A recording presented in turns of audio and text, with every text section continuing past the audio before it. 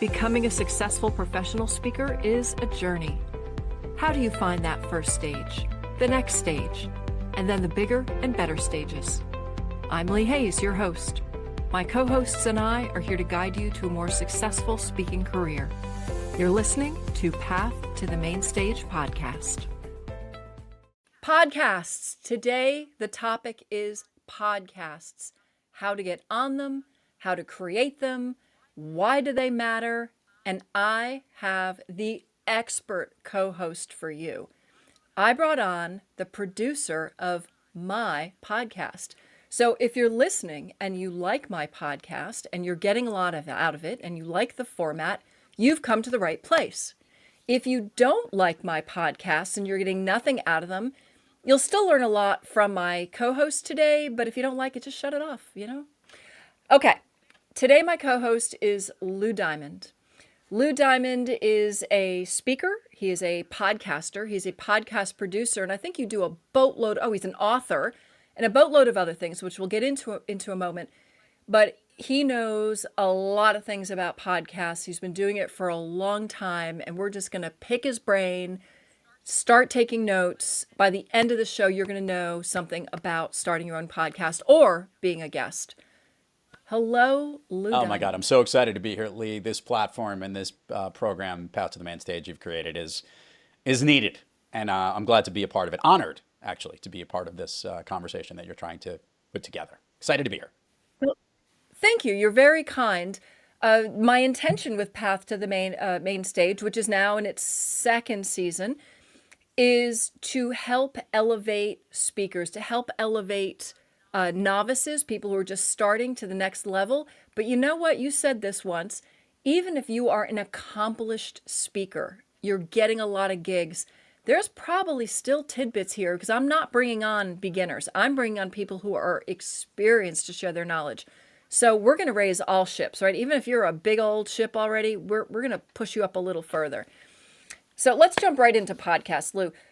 Let's talk about yours first, just to give some context here. How long have you been a podcaster? And just tell me a little bit about your podcast. Somebody the other day brought to my attention that my show has been around now for 9 years. And I started doing the math there, and I'm like, oh my goodness. So it probably helps to understand a little bit about what I'm focused on. I am truly obsessed with connecting. That is the topic I speak about. I wrote a book called Speakeasy, Connect with Every Conversation, The Master of the Art of Connecting. And bringing people together has been something that I have recognized is not only a valuable tool for growing your network, or some other word I will share with you momentarily, but it's also the way that things get done faster. It's the way we create engagement. And the truth is, it's like the win-win-win of everything you can do when you create great connections. And I have recognized that not everyone knows how to do it. And along that journey, through writing my book and whatnot, I started promoting my speaking business and everything on podcasts as a guest. And I also then recognized that while I was doing it, I recognized that the platform itself was a wonderful way for me to promote my business, my speaking platform, as well, by connecting with others on my podcast. The name of my show is called Thrive Loud with Lou Diamond. Thrive Loud, at the time that we're recording this, has over 1,100 some odd episodes, connecting you to the most inspiring and amazing people that are thriving each and every day. Hint, folks, go check out Lee Hayes has been a guest on my program a couple of times, and we've had some unbelievable conversations where we're really trying to elevate the forum of connecting. And podcasting is that platform for doing it. I mentioned that podcasting was a way for me to get my brand out there. And it was a way for me to say, I want to have a show that I could do this. And then I realized something unbelievable while I did it. I was making incredible connections with the person I was interviewing, the person I might have been co-hosting with. And in doing that interview, I was getting new business. I was getting hired to speak with the people that were coming on my program. And what I recognized is that podcasting is the greatest connect working tool I have ever come across. I'm using that word intentionally, connect working.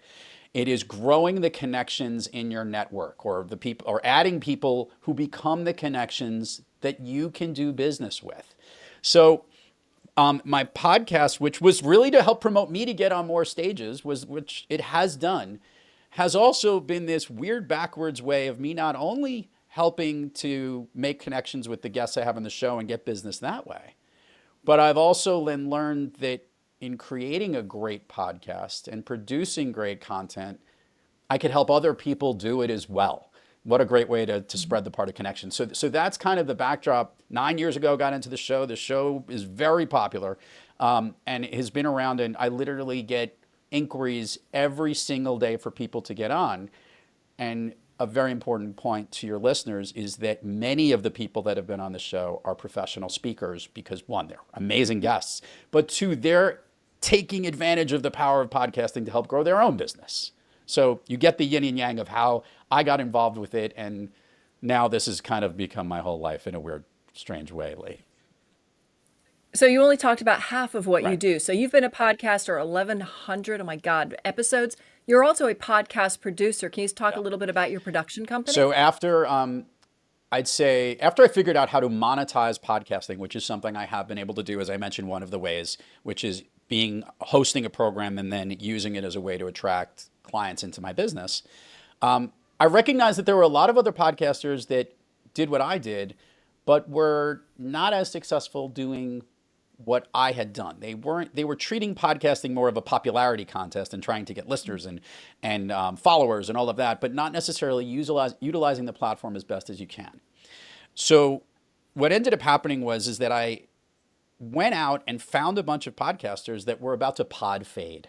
They had been hosting for a while, and they came to me and said, I need you to teach me this stuff. So I created a course. I called it Speakeasy Podcast.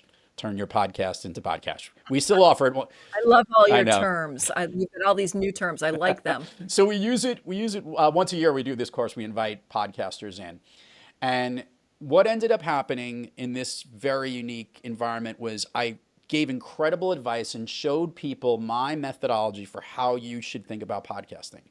They loved it. That was the first thing that came out of it. And the second thing that came out of it was they wanted me to help them do what they wanted to do. At the time, I wasn't set up to do it. And then I realized maybe I should be. Maybe that's what the universe was telling me to do. And so that helped to open the doors and launch Thrive Loud Productions, where right now we're producing over 25 different podcast programs. And we are taking hosts, showing our methodology, helping them build their brand. Some of them are professional speakers, others are in their business of their own. And we've created our own professional speaking business to help do that. For example, we are doing this particular program you're listening to, which is one of my favorites, because I not only get to help contribute on it, but I also get to listen and learn as well. So I love shows that create resources. So yes, Thrive Loud Productions became the other half of what my world is about. All right. Well, thank you for sharing. I just wanted the listeners to understand your breadth of knowledge and why you're on the show today, because now we're not going to just talk about what you do, but how you do it and how the listeners can do it. Let's start with being a guest. Yes. So as a newbie at podcasting, I'm already getting people who want to be on my podcast. And so far, Lou, this is what it's looked like. Somebody will link in with me, or they're already linked in with me, and they send me a one-line note that goes, love to be a guest, contact me. And I have not yet brought any of those folks on my show because I don't know who they are, what they do, what value they'd bring.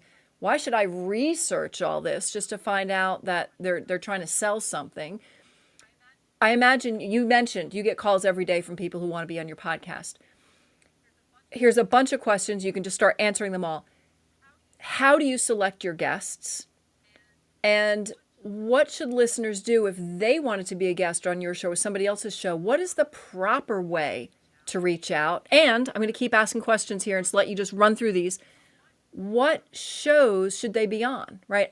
There are certain shows that they have no place being on, so why are they reaching out to them? How do you determine where to go? All right, those are my questions, Lou. Awesome questions. I will help you all out.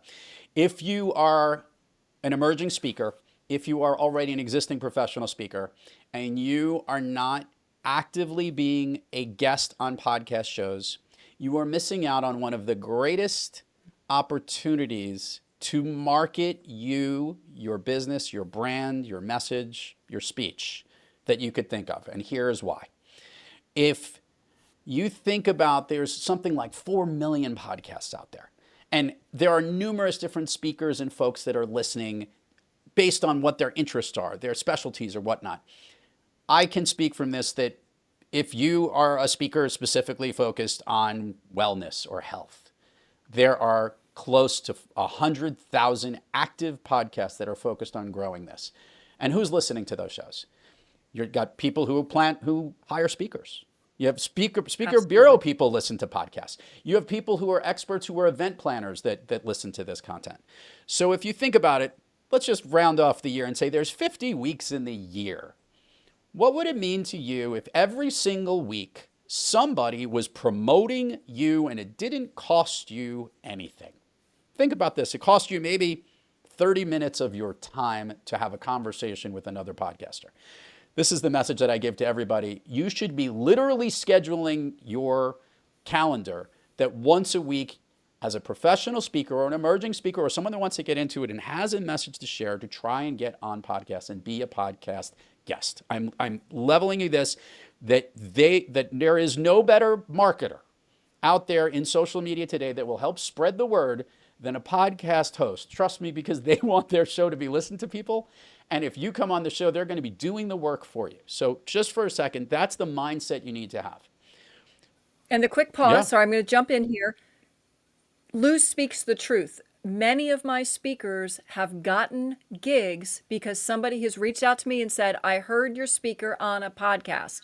Therefore, I'm calling you to get them to do a keynote for us. So absolutely brings leads. Sorry, back to you, Lou. And these examples, I can tell you a story where someone was a guest on my show and I received an inquiry. The host of the show got an inquiry that said, who is that person? Because guess what? I'm looking for somebody to help me with this. Now, I want to make this clear. The help that this person was asking for was actually work for that company. It was not a speaking gig or on stage. This was a coaching work that they were looking for. And I know that many professional speakers and many of you out there split time between speaking on stages and running workshops and coaching and whatnot. It is a wonderful forum to brand yourself and get your message out there. So keep that in mind, that it is that aspect of it that you need to be thinking about. Now, you asked a really important question. I'm working backwards to some of your question is, what shows should I be going on? Okay. This is where I'm pretty particular, and you can blanket the realm of all these different podcasters. And yes, it would be great if you can go on Joe Rogan's show or go on other popular show where there's millions of listeners and people get out there. That's probably not the audience that's probably not going to get onto that show, because sometimes, by the way, that's not going to happen because you're not famous enough, or it might not be the lane for it is. But I will tell you this, that if you have a specific lane, you could literally search, and this is why podcasting is so great, whether it's Apple Podcasts or YouTube or whatever platform, Spotify, you can search a category like marketing or healthcare or financial services or inspirational messages, whatever it might be, the type of speaker you are, religious speaking, whatever the platform. You can search for that and you will get a list of shows that are out there that would be good lanes for you to be on, because that's who's listening to those type of programs. You want to go onto the programs where you can connect and make the connections with that particular audience that wants to hear your message elsewhere. So you can pick your lanes. And I think it's really important. And the best part about it is you can research it. You can find all the lanes to go in. Look at the lane that you deal with, search the types of podcasts and say, these are the programs I want to go on. Now you ask the question, how do you get on these shows? Okay. See, I knew you would just be able to run with this. I don't need this question answer thing. Lou can just run with all my questions and give all the answers. Thank you. Continue. If you were a professional speaker and you already have a platform and you've been doing this for a while, I will let you know, as a podcast host who gets to look at many different speakers approach me, professional speakers are great podcast guests. They're awesome. They provide great content. They provide a wealth of information that is so valuable that you actually need to look into having these guests on, because, by the way, they also have a following if they grow in that way. Okay. Now, what I also state is that the simplest way to go on the program, to get on a certain podcast, and it's going to sound really unbelievably crazy, is to ask. can I go on the show? Now you heard Lee say, I don't always accept any of these people. She's getting inquiry and she has a specific need and niche of what she's looking for. On our program, we have a formula for the types of things that we're looking for, which I don't want to go into now for my show, but we have a certain cadence and frequency of the types of speakers we're looking for. And I think many shows Yes. do, right? They're not looking for anybody who shows up. And that was sort of my point. Because you're breathing doesn't mean you're the right guest. So yeah. You've got to be the right guest and present yourself well, right? So So continue. when you ask, I'm not just saying ask to be on the show, but ask exactly permission to be on the show, in the sense that I have an offering that I think your listeners would be interested in hearing. I just wrote this new book that is something that your audience will appreciate, and I will state this, that I give this listen, how to know which show to go after.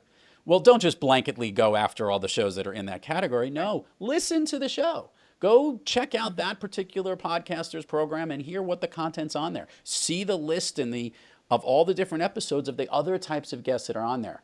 If you speak on a similar topic as somebody else that's been on a guest on that show, that's a good lane to go in. That means that you're talking into that particular lane of people. Your audience is there. So you want to find stuff that match up with the type of work that you do. So know the lane you're in, pick the particular programs and the content, and that's where you should focus, and ask for permission to be on the show. And here's the best part, and I say this all the time.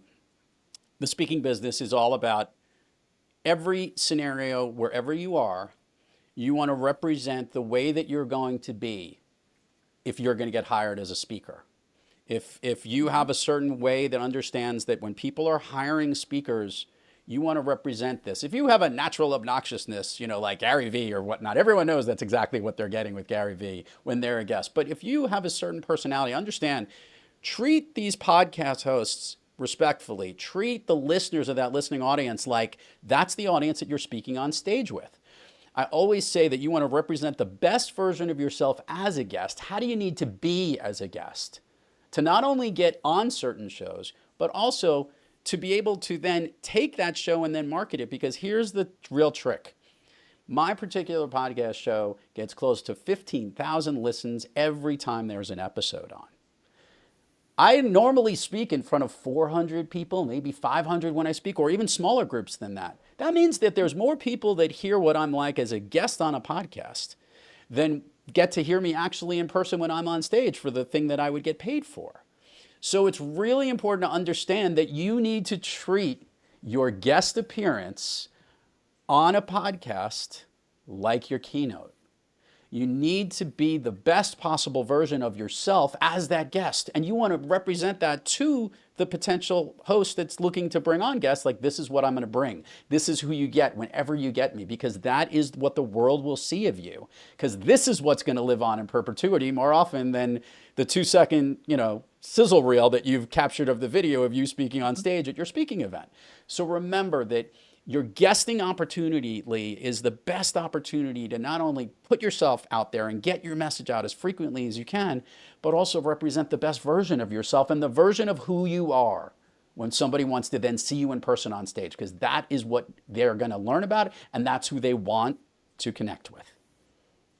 And I think one other thing you said, which is so important, is that you need to get on the show.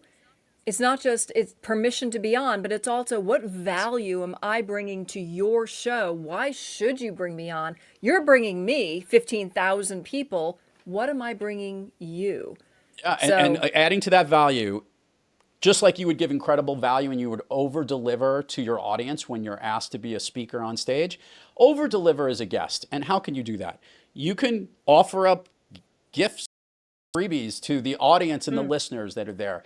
You can now promote the bejeebies out of that particular episode for the podcast host. I love the guests that take the episode that I'm promoting of my show, and then they take it, the actual guest takes that stuff and shares it across all their platforms, tags it collaboratively on Instagram, puts it out on LinkedIn, shares it in their Facebook group, treats this moment just like they do when they're backstage or they're about to go on stage. You need to understand that it is the best opportunity to represent who you are. So being a guest is essential these days because it is the way social media is helping to spread the word for what it is.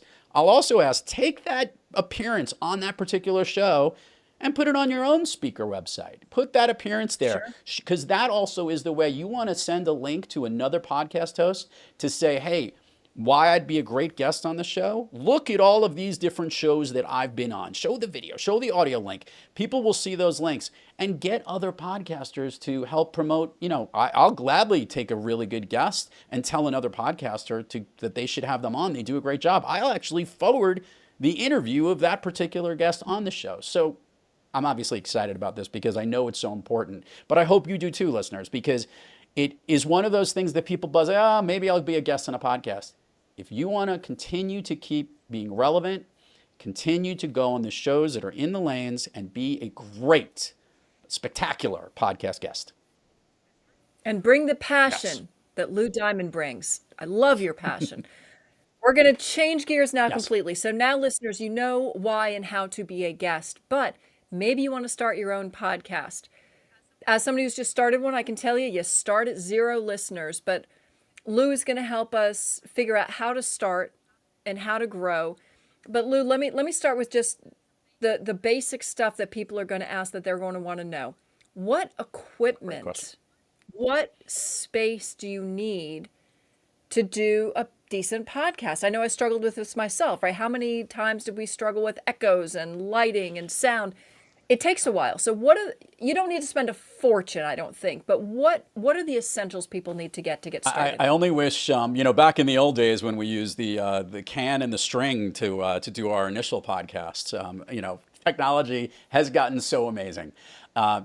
Call it, whether it was the pandemic or the boom of Zoom, as I like to say, the ability to capture ourselves in a way that can communicate to the masses. Podcast technology has gotten so easy and so advanced. It's awesome and can be overwhelming.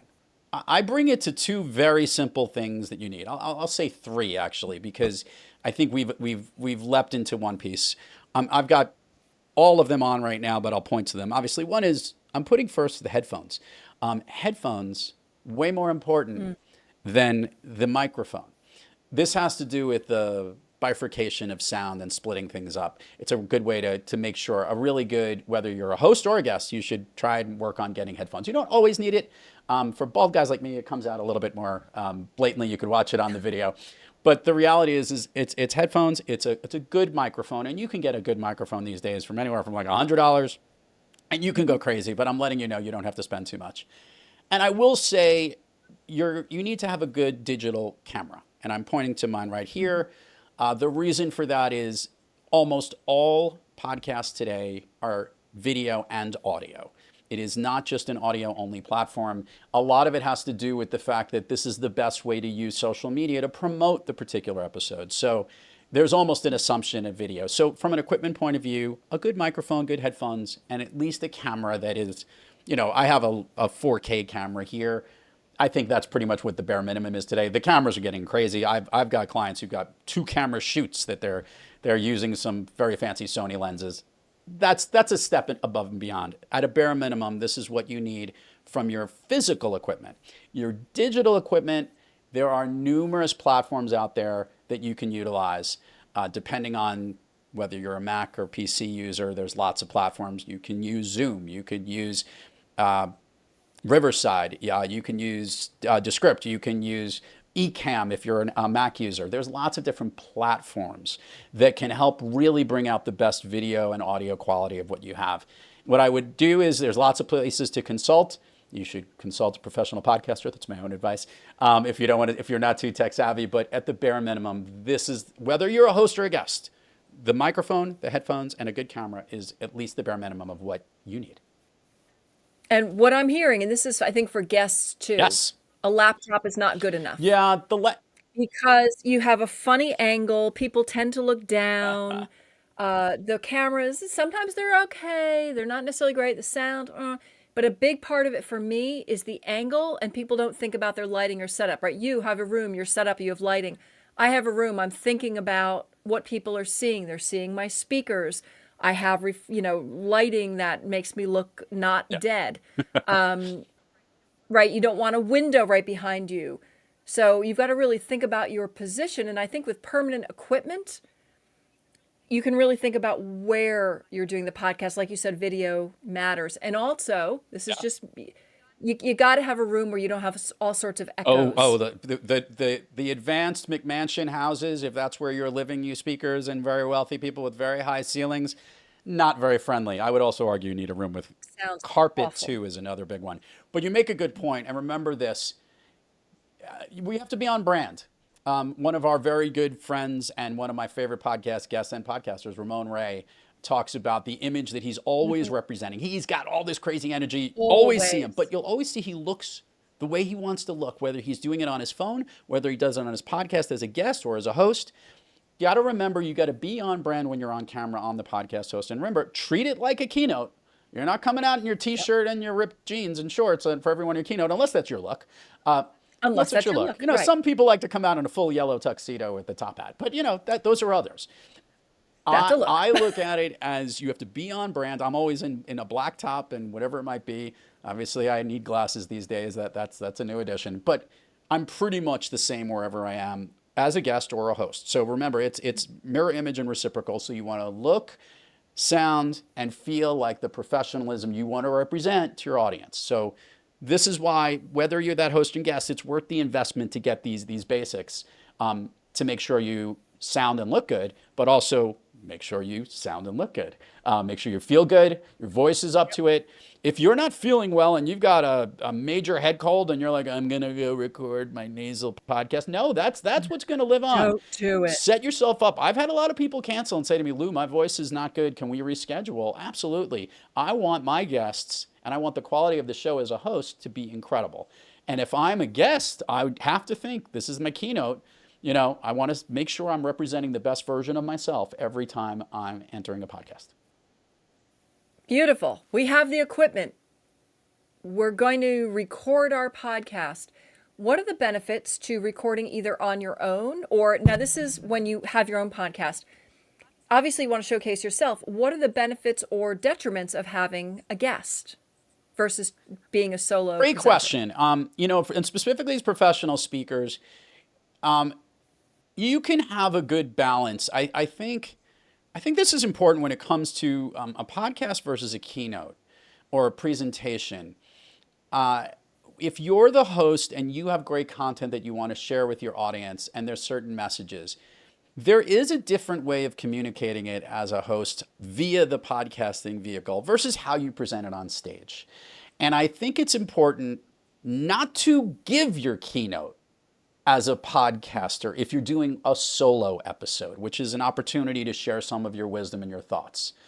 I think it's really important that you recognize that difference, that the podcast is a way to market to those that can understand what that overall message is that you're going to deliver and how that will be.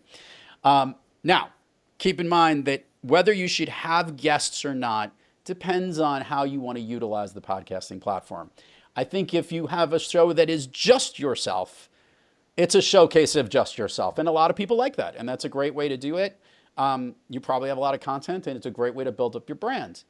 There's also ways of bringing excellent people and other impact into the type of speaker you are by having great guests. Because the truth is, a guest can bring other things to the table that add value to the content of the show itself.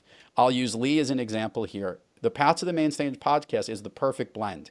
It's some of her wisdom as solo episodes and her co-hosts, she uses that term very specifically, providing other value, which you're getting right here on this particular platform. So keep in mind that it is a good balance. There is no right or wrong on doing a solo versus having a guest. I think it depends on your style. I also think it depends on how you can use podcasting as a host to recruit potential people into your business, which is a great guesting opportunity. It's a great networking tool. So you should do that balance. But keep in mind, to each his own. There is no right or wrong way to do it. It is what you feel is most comfortable. I'm giving you the tips that I have seen over these last 9, 10 years within the podcasting world as Right. what has worked well. What I will say is that shows with guests have longer staying power because it offers a way larger variety of opportunity than just the solo episodes themselves. Just keep that in mind. And my 2 cents as a new podcaster who's only done 15 podcasts now, I'm just starting out. Quite frankly, having a guest is a lot easier than flying solo. So my format is almost 40 minutes. And when you are on your own for 40 minutes, you need a lot of, that's a lot of memory, right? That is like doing a keynote, and I am not a speaker, so it's difficult to maintain that. When you have a guest, for me, I find that, I'm using air quotes here, easy, because you're just playing off the guest. I have bullet points of what I want brought to the audience, but it's my co-host job to actually give that information. So I just need to guide versus filling all the space. Like I said, as a newbie, just my two Oh, and cents. she's right on. And I tell this to all of my guests on my show. The guest does way more of the talking than the host. Make sure you have a glass of water nearby. And by the way, one of my favorite tips, please have a glass of water nearby when you're being a guest on a show, because you do way more talking than the host does, because you're the one answering the questions and providing the content for that episode. Exactly. All right. So next, I want to know, what about producing the show? Now, talk about a little bit before we get into why you'd use a production company, what are some of the things you need to do? It's not just you record it and release it. I found out a lot more to it. There are intros, outros, editing. Help me out here. What do I need to do, Lou, to get a new podcast in an acceptable format that listeners are going to appreciate, enjoy, and expect? It's real important to people to understand that when you listen to a podcast, we love consistency. And if we want to represent, if we're a high level speaker and a professional, and we want to represent that professionalism as a podcast host, you want your platform to represent you. If you're an off the cuff kind of guy, it's just very casual, that might be one thing. But remember, people love the level of professionalism. If they're going to pay you, whatever your value is worth on the stage, that has to kind of represent what you do on the program. So keep that in mind, that a great podcast program has really very simple pieces. And this is important. There's an intro, there's the episode, and there's an outro. I've heard many different things of what these intros and outros can be. I will tell you, putting music to it is important. People love music. I think depending on your brand, sometimes you need an announcer that might be a voiceover that does what, introduces you. Although I will tell you, there's some pretty good intros that professional speakers have done as the intro and outro that provide the information about where they could learn more about you, where they could promote yourself. A lot of people will actually put advertisements of themselves, of their speaking business, how to learn more about them in their show. It is a marketing tool for yourself. Let's not minimize the fact that that's what podcasting can do, and everyone knows that. So there is a little bit of work that needs to go into it. It's not just the interview. We just can't slap up our Zoom call recorded conversation and just put it up there. People need the level of consistency, an intro, an episode, an outro. How in-depth that needs to be, how visually graphic it needs to be, because maybe you're also putting a video podcast in there, is also kind of important. So all of these different elements help to make up a quality professional podcast show. This is something that I built. I laugh about this all the time, Lee. I go back to the original episodes of Thrive Loud. And by the way, we did an intro with music in the beginning that we still put in there. And we've changed it up over the years. We've put funny quotes at the top of the show. We put cool music. I've run into music licensing lessons that you learn about, which, by the way, are all the things that every podcaster needs to know about. Because people who, if you get a successful podcast, if you're a speaker, you've been doing this for 100, 200, 300 episodes, that means you've built a following and a community, and people expect certain things from you. So quality of who you are and what that represents should be mirroring it. That's the level I like to go back. And I have this conversation with people who are speakers that want to start a podcast show and saying, how do you want to be represented? And I think that is the first question you ask yourself. And I would, to figure this question out, if you're trying to produce your own show, listen to other shows and come back and ask yourself, is that me? Is that something that I would like? True story. One of my favorite young emerging speakers, a woman in the Midwest who runs her own construction company, Chelsea Hewsome, I'm giving her a shout out, has a program called Lip Service and Lashes. She's got some really cool lashes, and she does give some lip service. And she gives a great thoughts and a really entertaining comment. By the way, solo episodes and guests alternating every show so she can share her thoughts and messages to her audience. And she's been slowly growing a great community. Initially, we had a really professional intro at the beginning and end of, and an outro at the end of the show. And she called me up one day and said, Lou, it's not really representing who I am. And we changed it. She altered it and changed it so that it now is something that's more representative of her. It's a little bit more casual. It's her speaking and not as corporate, maybe speaking, that she felt it was.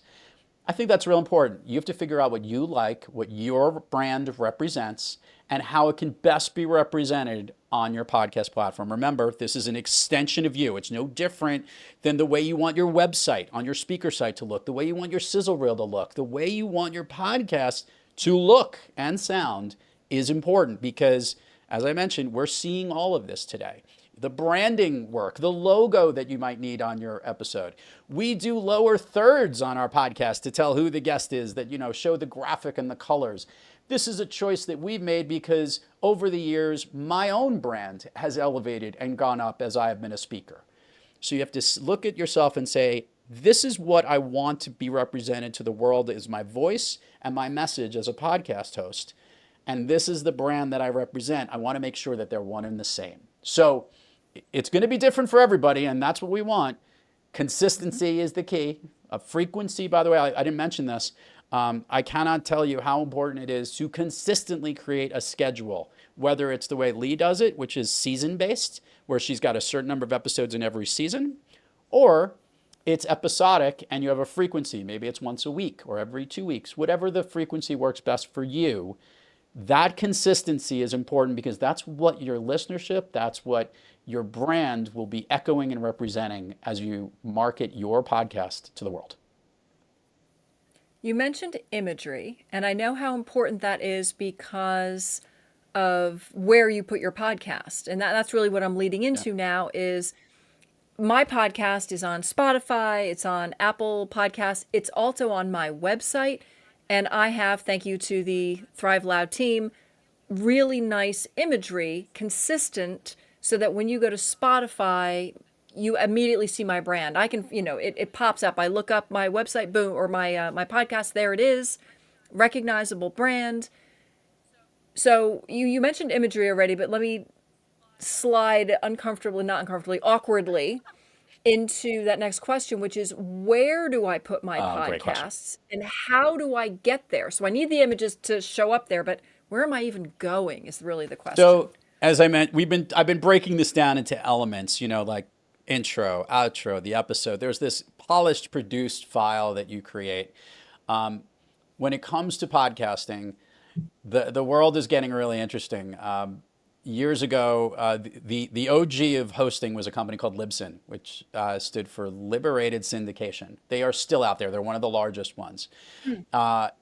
And they have a pay service based on how long your podcast is. And what you do is you'd upload your audio file to Libsyn, and then it would distribute it using something called an RSS feed. We don't need to go into that on the show, but that's what gets created when you have a podcast. And then that enables you to send it and go everywhere. So really, there's only one central place that everything is being uploaded to, which seems simple. The world got a little more complicated. Obviously, now we've got video in all these episodes now. We've got video and audio places. So we actually are using Creator for Spotify to host all of our platform because, one, it's free, but two, provides incredible data, and Spotify is kind of making a play to show more videos more. So we can upload the video, and they're smart enough to just send the audio feeds to everywhere else. So understand that you need a place to host that podcast, and that's where you upload all of your content every time it's created. You also obviously need to create the content that describes what the episode is, right? We've got show notes. We've got links to social media pieces there that make this an active piece of content. It is a blog, a vlog, or whatever you want to call it. That's what a podcast is. It's a rich piece of content that people need a lot of that SEO optimized information so they could find it. right? If I want to search for a podcast on speaking, I want to make sure that I could find, how do I get on the main stage? Oh, path to the main stage. I want to look for Lee Hayes' podcast, and I should be able to see that. I want to look for something about Thrive or Thrive Loud. Oh, that's Lou Diamond's podcast. I search, I find it. This is how people are looking for it. The richness of producing every episode and where you host it is providing all of that information to these hosting platforms. YouTube is still the largest podcast platform out there. People didn't think of it as that. We always thought of it as video logs, but that is a podcast.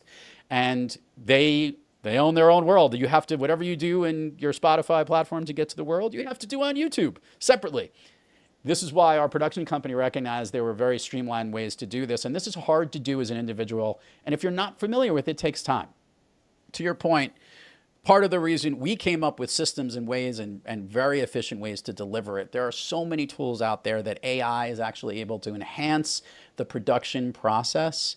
But a really good production company has streamlined these processes to make it very easy for you. My question I always tell people when they're hosting a podcast is, would you rather be spending time doing the thing that you do best? And if, to my professional speakers listening out there, focused on getting more speaking gigs, maybe it's hosting the show or doing the stuff that will put you front and center, or do you want to become the operating person that has to do all this other work that helps to market it, distribute it, get the world to hear it?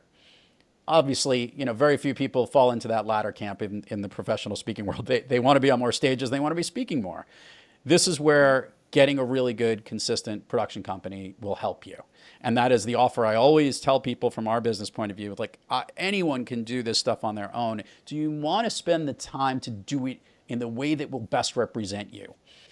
I look at it this way, Lee Hayes. I joke all the time with my other fellow speaker friends that I have speaker crushes. I have All right, who's your bigger speaker crush? You got to give that up now. I'll get there. I'll get there on who they are. I've got a bunch. I've got crushes.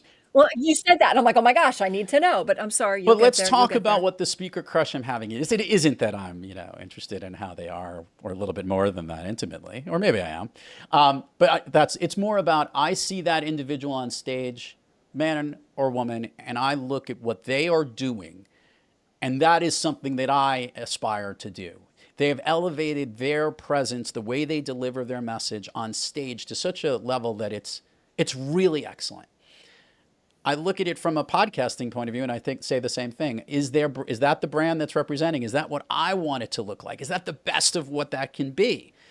And I always ask those top speakers, look, they've got speaker managers helping them out. They've got professional they work with bureaus to help get them on certain stages. They have a team of people that is helping with all of their content. When you elevate yourself, you're looking, is that the person I want to be? When it comes to podcasting, it's the same thing. You want to have a team behind you that's producing the level of content that makes it look like you're the best potential podcast brand that's out there. You're the speaker that is worth that figure of what you're worth, that you want to be charging every time you're on stage. And if a podcast is a representative fact of what your brand is, it's got to look and feel the same way. So for those that are looking on taking this stuff on their own, look, I started out doing that the same way myself, but I eventually got to a point that I recognized I needed help with it. And that is how this business, and that's how we recognize getting people to help you elevate your game as a speaker and a podcaster, how essential it is. Surround yourself with the people that, maybe give you that feeling of, ooh, I want to be that person that people are crushing on me, whether it's on stage or behind the microphone. All right, I'll reveal, Lee. I need the reveal. I've got boy crushes. I've got boy crushes and girl crushes. I'm going to give them fair. Give me your top boy, top girl. I still, Go on for 10 minutes I still crush because of the speaker that I am, and he's a friend of mine. I still think Phil M. Jones is my male speaker crush because, everything he's done with his Exactly What to Say brand is just spectacular. Yeah, fabulous brand, strong brand. So I would give that lean. I'm not minimizing anyone else. There's some other really good male speakers. Female speakers, Christine Cashin has always been one of mine because she's so consistent with that. But of late, Mel Robbins is taking a good piece out of me, because she's doing some phenomenal stuff marketing herself, and she's doing incredible stuff with podcasting. So I would have to put her on that plateau and that level. Good I got good crushes. crushes. I got some new crushes. ones coming up, but I'm not sharing them just yet. Well, we'll reveal them slowly over Absolutely. time. So so as a person who just started a podcast again, I need to share here that I started the whole process by myself. I did hire an assistant to do editing for me. Then I worked with AI and artists to start putting together images for me. And I went, why am I doing this? Like, this is not my job. My job is putting speakers on stage, and it's eating way too much of my time. So I just handed Lou a check and all of my stuff, and it's the best move I ever made.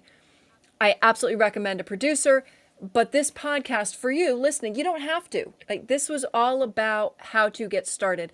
And I can tell you already, Lou, you need to come on again, because I think this was 101. And I definitely probably next season want to do a 201, which is all the details you talked about, the deeper dive, right? Because you said you need SEO terms, you need the sizzle videos, you need all these things. And I want to definitely dive further into how to do each one of those components. Yeah. So everybody stand by for 201 in the future. Like, everybody put a lot of likes, please, in the notes or whatnot, so that we get Lou back on here again. But that's my warning to you, Lou. You're coming back. I'm going to hunt you down. You're coming back. I'm only honored, because what I will tell everybody here is this. I said this reference when Lee was a guest on my show. This is the podcast that you will continue to go back to as a professional speaker to find the quick notes and the reminders as a resource. And she's building not only a library of incredible, valuable information that will get you on the stages you want to get on, but I think it will also help you develop the career and of what you want to achieve along the way, with all these elements, the branding elements, the messaging elements, the podcasting, the marketing components. All of this is what she's doing a great job of. So I'm just honored. I will come on anytime you ask me. Excellent. Well, thank you so much. And thank you for your description of the show, which is not just, so many speakers focus on, I need to rewrite my keynote. I need to rewrite my keynote. There's so much more to it, and that's what this podcast is about. All right, let me wrap with a question, yes. Lou. This is what I ask everybody who's on here. You've had this podcast now for 10 years, your own. What one piece of advice would you give to beginner Lou, who was just starting out with his podcast? What is something you know now that, oh my gosh, would have catapulted you back then? Great question.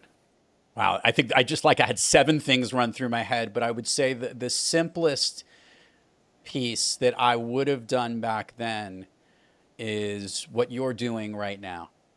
And that is to offer every lesson that I've learned through podcasting sooner, to help others take this platform. You're taking the platform being the stage, mine being the platform being the podcasting platform, to have done it sooner. Because it's not only been incredibly rewarding to help other people learn from my lessons in growing the podcast, but to see the output of this and helping to generate content today is probably more important than anything else I've ever done. And this feeling I have of helping other people do it successfully is a whole new level of uplifting. It's not only been part of a business of what I've been doing, it's also really helping to tap into the soul of who I am and helping people better connect. So yeah, I wish I would have stepped forward and opened up my playbook sooner, is what I would have wanted to do going back to my young podcast days. Well, you opened it up today. We really appreciate it. Everybody, check out Lou Diamond, check out Thrive Loud, and thank you for being a guest, and we will see you and hear you again soon. Thanks for listening to Path to the Main Stage. If you enjoyed the show, please subscribe wherever you get your podcasts. And for full video episodes, check out YouTube. If you want to be a successful speaker, you need to make it happen. My co-hosts and I are here to help guide you. But if you need more help, please check out pathtothemainstage.com, where we can connect. And until next time, keep sharing your voice, keep showing up, and keep taking your path to the main stage.